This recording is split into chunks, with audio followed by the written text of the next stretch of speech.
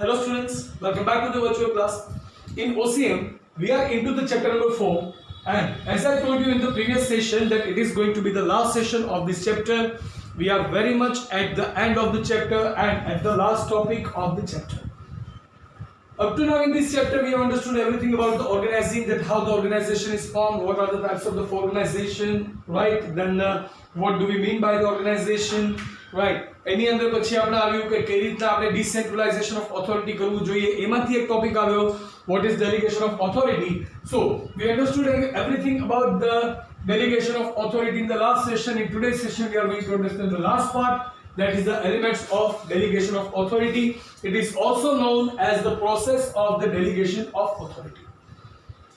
Authority આપણે આપીએ એટલે શું? તો સૌથી પહેલાનો મીનિંગ ફરીથી સમજી લઈએ, which is given by the Lewis Allen. Right, once more there is a definition we can see over here, and it is delegation of authority means assignment of responsibility and power. આપણે કટ્સમાં જોઈએ તો delegation of authority નો અર્થ શું થાય? assignment of responsibility and power. લોકોને powers પણ આપવા છે અને રિસ્પોન્સિબિલિટી પણ આપવાની છે, એ અસાઇન કરવું. That means we are going to choose the person, પછી એને આપણે રિસ્પોન્સિબિલિટી અને પાવર આપશું to the subordinates. એટલે કે આપણી નીચેના જે લોકો છે, subordinates means આપણાથી લોઅર લેવલના, રાઈટ? આપણે ટોપ લેવલમાં છીએ તો મિડલ લેવલમાં છીએ તો લોઅર લેવલ. તો આપણા જે સબઓર્ડિનેટ્સ હોય એને આપણે રિસ્પોન્સિબિલિટી અને પાવર આપીએ છીએ, right? By creating accountability for effective performance. અને સાથે આપણે એ લોકોને એકાઉન્ટેબલ બનાવીએ છીએ. ધેટ મીન્સ એ લોકોએ જે રિસ્પોન્સિબિલિટીઝ છે બરાબર એ પૂરી કરવાની છે, જે પાવર્સ આપ્યા છે એનો યુઝ કરીને, બટ સામે એ પાવર્સને કઈ રીતના યુઝ કર્યા બરાબર એનો હિસાબ પણ આપવાનો છે. હિસાબ ઇન ધ સેન્સ એકાઉન્ટેબિલિટીના બે મિનિંગ થાય. પહેલું તો એ કે હિસાબ લેવો, અને બીજો એકાઉન્ટેબિલિટીનો મિનિંગ એવો થાય કે that person will have to use the powers very much responsibly, right? ખૂબ જ રિસ્પોન્સિબલ પર્સન થઈને એણે પોતાના પાવર્સને યુઝ કરવા પડશે. એક વખત પાવર્સ હાથમાં આવી જાય તો ગમે તેવું બિહેવિયર ના જ કરી શકે.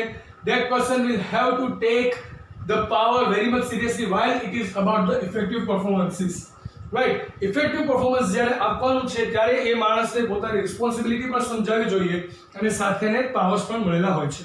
તો in short delegation of authority એટલે કે એવી પ્રોસેસ છે કે જેમાં આપણે આપણા સબઓર્ડિનેટ્સને આપણા પાવર્સનો થોડો પાર્ટ આપવાના છીએ, અને આપણા પાવર્સનો થોડો એવો પાર્ટ આપીને આપણે આપણા સબઓર્ડિનેટ્સ જે છે બરાબર એને કહેશું કે ધીસ ઇઝ યોર રિસ્પોન્સિબિલિટી, અને આ ટાસ્ક જે છે જેના માટે તારી રિસ્પોન્સિબિલિટી છે એની માટે this is the power you have got, use it very much wisely.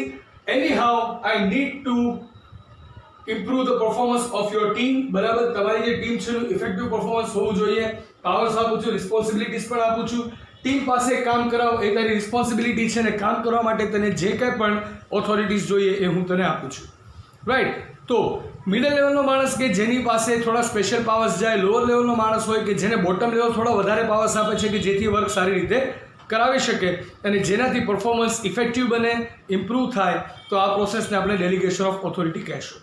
તો આ ડેફિનેશન તો બહુ ઇઝીલી આપણને મિનિંગ આપી દે છે, બટ તેમ છતાં આપણે જ્યારે પ્રોસેસને પ્રોપરલી સમજીએ છીએ તો ત્યારે આપણે ડેલિગેશન ઓફ ઓથોરિટી પણ પ્રોપરલી સમજશું અને કઈ રીતના વર્ક કરે છે એ પણ જાણી શકશું. તો સમજવાની શરૂઆત કરીએ. The process or we can say the elements of the delegation of authority. Total 3 elements છે કે જે 3 અલગ અલગ પ્રોસેસ છે. સૌથી પહેલા છે entrustment of responsibility. Now I have the limitation of the board size, that's why I have written RESP means responsibility, AUTH means authority, and over here I have written the full name, that is accountability. So સૌથી પહેલા it is entrustment of responsibility, second is conferment of the authority, and the third one is creation of accountability. આ ત્રણ વસ્તુ વિશે આપણે સમજવાનું છે. So let's understand the first element, that is entrustment of the responsibility. Entrustment means what? કોઈ પણ એક પર્સન આપણી ટીમમાં વર્ક કરે છે, આપણા લોઅર સબઓર્ડિનેટ્સ છે, એમાંથી કોઈ પણ એક પર્સનને આપણે વધુ પડતા ટ્રસ્ટ કરતા હોઈએ છીએ, બરાબર? ઓર એનું performance up to the mark હોય, જેને કારણે we can keep the trust કે ના આ માણસ વધુ સારું પરફોર્મન્સ આપી શકશે, તો આપણે એને રિસ્પોન્સિબિલિટી સોંપીએ છીએ સ્પેશિયલ પાવર્સની સાથે, બરાબર? તો કોઈ પણ એક પર્સનની ઉપર આપણે રિસ્પોન્સિબિલિટી સોંપીએ છીએ, ધેટ મીન્સ આપણે એ પર્સનને ટ્રસ્ટ કરીએ છીએ.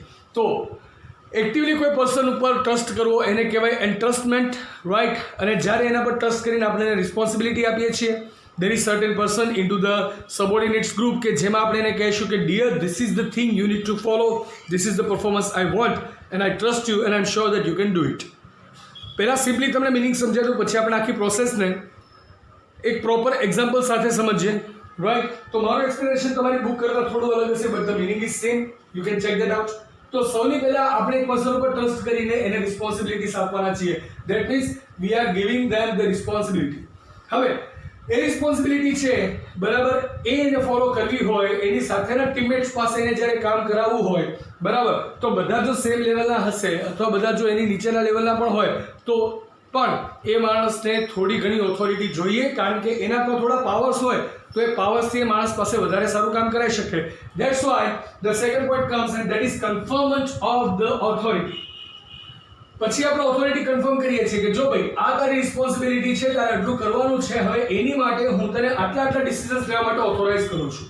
તારી ટીમમાં કોઈ કામ નથી કરતું, તારી ટીમની અંદર કોઈ પરફોર્મ નથી કરતું, કોઈ કામ કરવાની ના પાડે છે, you can take your call, I have no issues, right? તારે થોડું માર્કેટિંગ ફંડ જોઈએ છે, it is given, I have no issues. All I want to do is to finish this task. એની માટે મને તારા પર ભરોસો છે અને એટલે જ એની માટે હું તને ઓથોરિટી આપું છું, રાઈટ? મને તારા પર ટ્રસ્ટ છે કે આ ટાસ્ક તું વધારે સારી રીતે કરી શકીશ, એટલે જ હું તને આટલી ઓથોરિટી આપું છું, પણ મને આટલું કામ તારે પૂરું કરી આપવું પડશે. So that comes to the conferment of the authority, કે આટલી ઓથોરિટી તને આપું છું, એની સામે તારે મને આટલું કામ કરીને દેવાનું છે, right? And the third step come, the third element comes and that is the creation of accountability, right? એ માણસને આપણે જ્યારે રિસ્પોન્સિબિલિટી આપી, ઓથોરિટી આપી, ત્યારે આપણે એને એ પણ કહીશું કે dear, it is your accountability to prove this thing right. છેલ્લે ફાઇનલ રિસ્પોન્સિબિલિટી તારી હશે. હું તને ઓથોરિટી આપું છું કે મેં તને જે ટાસ્ક આપ્યું એના જે ડિફરન્ટ સબ ટાસ્ક છે તો બીજાને સોંપી દે, મને કોઈ ઇશ્યુ નથી, બરાબર? બટ એ લોકો કામ કરે કે ના કરે, છેલ્લી જવાબદારી તારી રહેશે. You are the only key person who will be responsible to answer me and that is known as the accountability. That means એ માણસ જવાબદાર બનશે, જેને તમે એન્ટ્રસ્ટ કરો છો, જેને તમે ઓથોરિટી આપો છો, એ જ માણસ રિસ્પોન્સિબલ બનશે to complete all this task and failure will be Born on him only. He cannot blame the team, right? That is the creation of accountability. Now, આ જે ત્રણ એલિમેન્ટ્સ છે એના મિનિંગ તો તમે સમજી ચૂક્યા. એને આપણે એક પ્રેક્ટિકલ એક્ઝામ્પલથી સમજીએ. આ તો એક ડાયાગ્રામ છે, તમને આપેલો છે, process of delegation of authority. ત્રણેય પ્રોસેસ બતાવી છે. તો હવે ત્રણેય પ્રોસેસને આપણે એક ટૂલ સાથે સમજીએ. માનો કે કંપનીએ ટાર્ગેટ કર્યો કે this year the sales should rise to 10%. The sales should raise to 10%. એટલે કે હવે સેલ્સ ડિપાર્ટમેન્ટની રિસ્પોન્સિબિલિટી આવી ગઈ કે એને 10% સેલ્સ કઈ રીતના વધારવું. તો ટોપ લેવલ મેનેજમેન્ટ જે છે, મિડલ લેવલ મેનેજમેન્ટને કહી દે, સેલ્સ ડિપાર્ટમેન્ટના હેડને, કે હું તમને 1600% એક્સ્ટ્રા બજેટ આપી દઉં છું સેલ્સ એક્સપેન્ડિચર્સ માટે. તમારા એમ્પ્લોઈઝ છે એને ઇન્સેન્ટિવ્સ આપો, માર્કેટમાં સ્કીમ રન કરો, buy two get one free આપો, વોટ એવર ઇટ ઇઝ. આપણી પ્રોડક્ટ છે એ 10% એક્સ્ટ્રા સેલ થવી જોઈએ, બરાબર? તો પછી હવે મિડલ લેવલ મેનેજમેન્ટ છે, એની પાસે ટાસ્ક આવ્યું. તો મિડલ લેવલ મેનેજમેન્ટમાં કોણ આવશે? સેલ્સ ડિપાર્ટમેન્ટનો હેડ. સેલ્સ ડિપાર્ટમેન્ટનો હેડ છે એ નેશનલ જેટલા સ્ટેટ વાઇઝ હેડ છે અથવા ઝોનલ હેડ છે એને બોલાવશે. એને બોલાવીને એ થઈ ગયું મિડલ લેવલ મેનેજમેન્ટમાંથી, બરાબર, કે ભાઈ ચલો, you are the heads of your particular region and now you guys are responsible to raise the 10%. એની માટે હું તમને ઓથોરિટી આપું છું. પહેલા એને એન્ટ્રસ્ટ કર્યું લોકો કે હું તમને આટલી રિસ્પોન્સિબિલિટી આપું છું, એની માટે આટલી ઓથોરિટી આપું છું. હવે નહીં થાય ને તો તમારે જવાબ આપવો પડશે. સેમ વે જે મિડલ લેવલ મેનેજમેન્ટ છે બોટમ લેવલને આપશે, બરાબર? એટલે કે સ્ટેટ હેડને એ લોકો હતા, એ હવે આ બધી રિસ્પોન્સિબિલિટી કોને આપશે? પોતાના સેલ્સ પર્સનને, સેલ્સ ઓફિસર્સને, કે 10% એક્સ્ટ્રા ઇન્સેન્ટિવ મળશે, 5% માર્કેટમાં સ્કીમ રન કરી દો, રાઈટ? લોકોને ડિસ્કાઉન્ટ આપો, ટ્રેડર્સને ડિસ્કાઉન્ટ આપો, વોટ એવર ઇટ ઇઝ. મારે 10% જોઈએ છે, I trust you guys, you can do that. So that's the entrustment of the responsibility, બરાબર? સેકન્ડ થિંગ, એની માટે 5% સુધી ડિસ્કાઉન્ટ આપવું હોય, કોઈ મને પૂછવાની જરૂર નથી. કદાચ ટ્રાવેલિંગ એક્સપેન્સ 1000 ની જગ્યાએ 2000 થાય, મને પૂછવાની જરૂર નથી. Just do it and just do the thing done. એની માટે આપી ઓથોરિટી. ઓથોરિટી પછી વાત આવે કે જો ભાઈ આટલી સ્કીમ આપું છું, આટલી ઓથોરિટી આપું છું, પણ જો ટાર્ગેટ પૂરો નહીં થાય તો you will be responsible, right? એવું શું કામ કહેશે? કારણ કે જો લોઅર લેવલના સેલ્સ ઓફિસર ને સેલ્સ મેનેજર નહીં કરી શકે તો એનો જવાબ કોને આપવાનો છે? ઝોનલ હેડને. ઝોનલ હેડનું પરફોર્મન્સ છે એનો હિસાબ કોણ લેશે? સેલ્સ હેડ. સેલ્સ હેડના પરફોર્મન્સનો હિસાબ કોણ લેશે? Top level management. Right. So that comes to the accountability કે તારી નીચેનો સ્ટાફ કરે કે ના કરે એ મને ખબર નથી, હું તને ઓથોરિટી આપું છું, સ્ટાફ કામ ના કરે તો બદલી કાઢ. જો તારી નીચેનો સ્ટાફ properly perform નથી કરતો, you have the rights to change your staff. We have no any issue about it. તું તારો staff change કર, whatever you can do, you do it. But anyhow, by hook or by crook, I need the performance to be improved. Right? So that is the accountability. કે જો તારી નીચે staff કામ નહીં કરે તું એકલો કર, no issues, મેં તને ઓથોરિટી આપી દીધી. જૂના સ્ટાફને રિમૂવ કર, નવા સ્ટાફને લાવ, ટ્રેનિંગ સેશન ગોઠવ, એક્સ્ટ્રા સ્કીમ આપ, જે કરવું એ કર. રિસ્પોન્સિબિલિટી છે તારી 10% ઇન્ક્રીઝ કરવાની. ઓથોરિટી તને ફંડ આપી દીધું, તને ડિસિઝન પાવર્સ આપી દીધા. Accountability, you will be responsible for the task being done or not. That is the accountability. Right?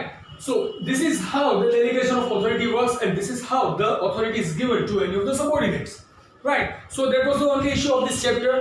Right? And now here I do declare the chapter number 4 very much ended, and from the next session onwards we are going to start the chapter number 5. So I hope you guys are quite clear and quite through to the whole chapter number 4, organizing. Right? In case you find any query about the whole chapter, you guys can contact me anytime whenever you want. Right? So that's it for today's session, guys. I'll see you in the next session with the new chapter. Till then, it's time to ask for a live. So goodbye, take care, have a nice time, stay home, stay safe, keep making notes. Thank you.